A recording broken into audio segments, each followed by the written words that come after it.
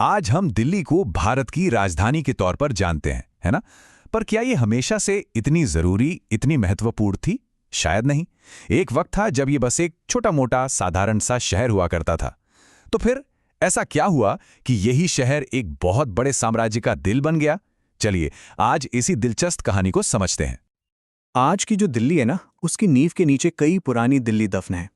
दिल्ली एक कोहना, सीरी, जहांपना, ये सिर्फ नाम नहीं है, बल्कि ये उन सुल्तानों की बसाई हुई बस्तियां हैं जिन्होंने इस जगह को अपना घर बनाया था। पर सवाल तो ये है कि ये सब शुरू कैसे हुआ। और यही वो बड़ा सवाल है जो हमें इतिहास के इस सफर पर ले जाएगा। आखिर कैसे एक मामूली सा शहर सत्ता का वो शक्तिशाली केंद्र बन गया जहां से पूरे उपमहाद्वीप की किस्मत लिखी जाने लगी।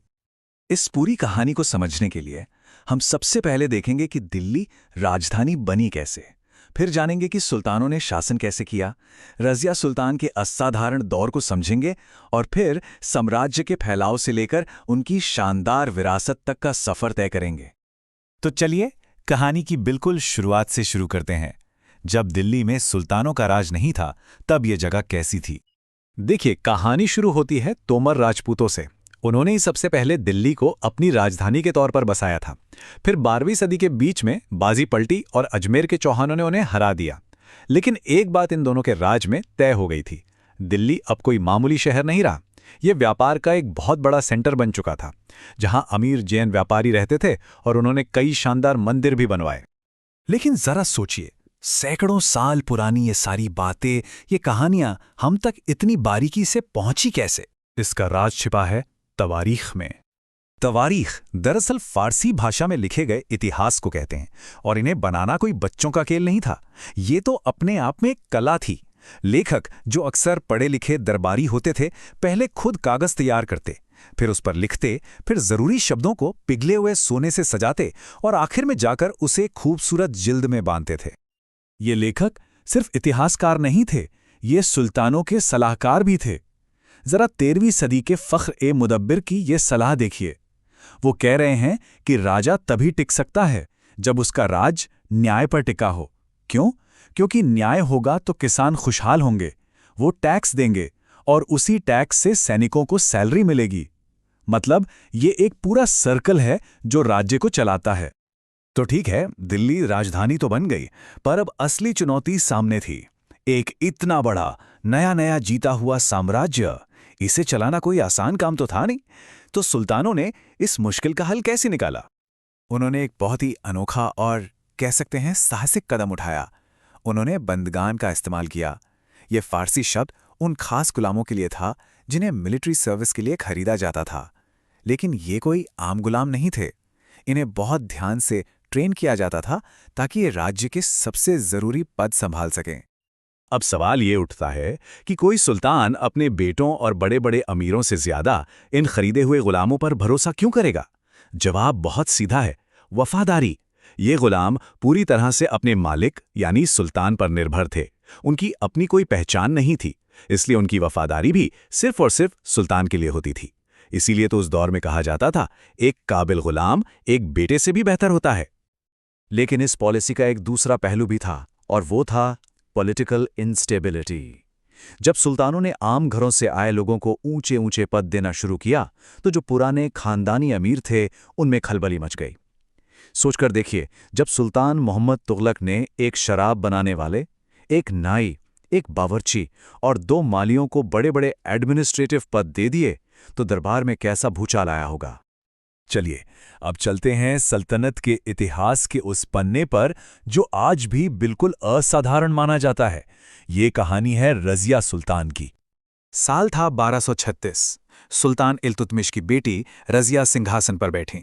उस जमाने के इतिहासकार मिनहाज-ए-सिराज ने खुद अपनी किताब में लिखा कि रज़िया अपने सभी भाइयों से ज्यादा काबिल और लायक थी।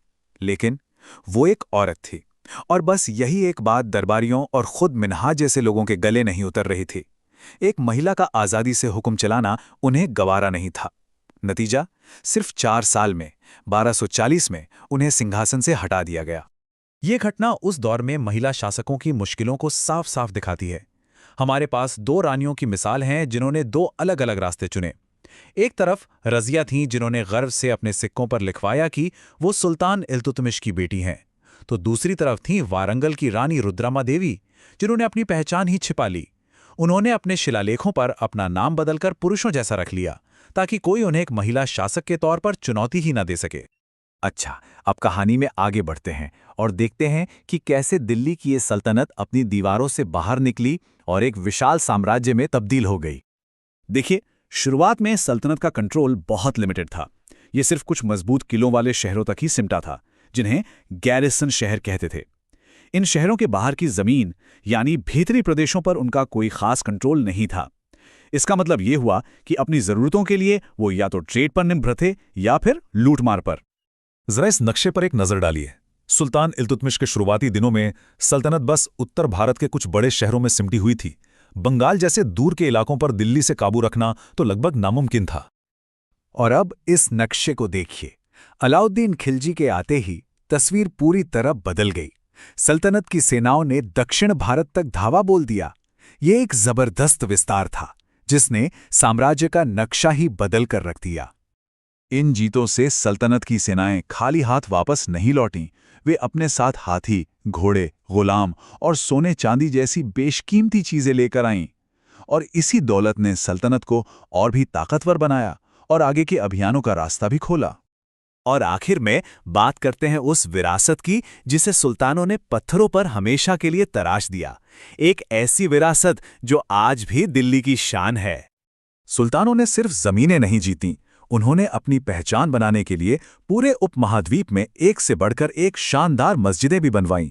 चाहे वो दिल्ली की कुव्वत अल इस्लाम मस्जिद हो या बेगमपुरी मस्जिद, ये इमारतें सिर्फ इबादत की जगह नहीं थीं। इन शानदार मस्जिदों को बनाने के पीछे दो बड़े मकसद थे। पहला, ये ऐलान करना कि सुल्तान इस्लाम के रक्षक हैं, और दूसरा, साम्राज्य के अलग अलग कोनों से आए मुसलमानों को एक साथ जोड़ना, उन्हें कम्युनिटी होने का एहसास दिलाना। ये एक साझा पहचान बनाने का एक बहुत शक्तिशाली तरीका था। तो दिल्ली सल्तनत की ये कहानी हमें एक बहुत बड़े सवाल पर लाकर छोड़ देती है।